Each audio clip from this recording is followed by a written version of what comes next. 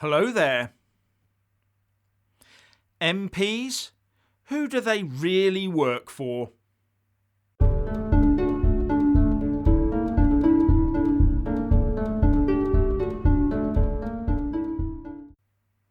As per usual, please like, subscribe and comment below. And when subscribing, please do press that little bell, but also select the all option, or you won't get any notifications when I publish a new video.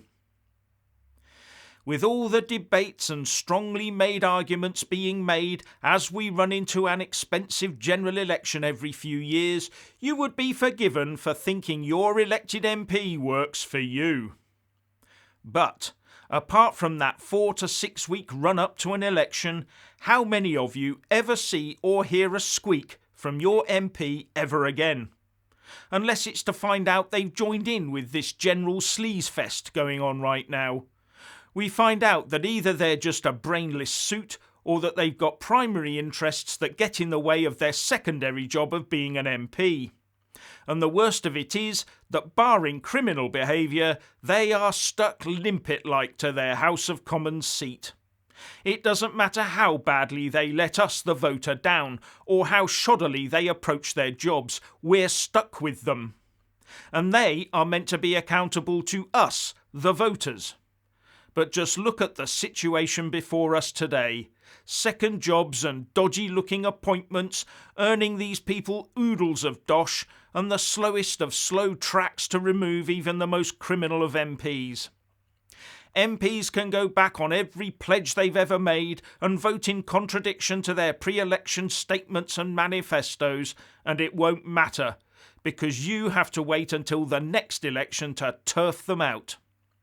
In fact, their parties have more control over those MPs than you do, because the party system ensures you outsource all those MPs' votes to them, or more accurately, to the person they chose as their party leader. That's why people don't take any notice of the person they vote for, only the colour of the rosette they wear and whether the leader of that party looks any good.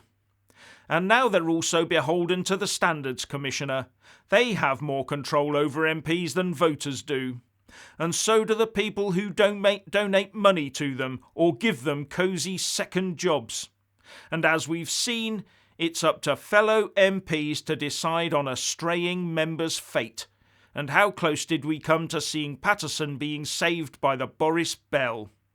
And don't get me started on the party whip's offices. In fact, when you tot it all up, the long-suffering voter is the last down the list of people that MPs are interested in. Up until 6 weeks before the next general election, of course. While all those I've pointed to, and there may be others, they can talk quickly and directly to their MP and get action, especially if dosh is involved. Voters, no such luck. In fact, if you get more than a canned reply from their office, which is usually run by a mate or a family member, then you are one of the very lucky few. You've won the political lottery. But all the rest of us can do is keep the TV companies in profit because we keep putting our boots through the screen. Voters are employers of MPs where there's no contractual get-out clause to kick the useless or questionable MPs out of office. And for some in party-safe seats, it becomes a job for life. A huge salary, a huge pension, and a possible seat in the House of Lords as a golden goodbye. As long as they toe their party line, that is. The system for complaining about an MP can be summed up as election. Whereas other employers can turf duds out pretty damn sharpish. As I've said before, it's obvious that political parties are more interested in selecting MPs as voting fodder than they are in choosing people with morals and values, or indeed intelligence. And remember, they've all toyed with selecting people on their more physical attributes to cut down on the white male contingent. The whole thing is about perception, and that is now beginning to bring the whole system further into disrepute. And if the people start to see they can't trust their politicians over these sleazy types of activity, then how can they be trusted with the big stuff? The voters start doing things like questioning the government response to the pandemic, or the green agenda maybe. They start wondering if MPs' mates really are on a get-rich-quick scheme that really does get them rich quick. And they start to wonder how many in the House of Lords are there courtesy of backhanded millions. And how many have bowed to get Her Majesty's sword on their shoulder as a result of donations to the party cause. Anyway, this has all come to a head now, and the Prime Minister Boris Johnson has been forced, by circumstances of his own car crash, to do something about it. So what he's basically done is got Parliament to agree to get the Standards Committee to report back on a scheme based on ensuring MPs worked hard for their constituents and have either limited hours or limited money from any second activity. Right, and that is a totally unworkable system and everyone knows it. For a start, working limited hours for £1,000 an hour doesn't solve the problem. Unlimited money?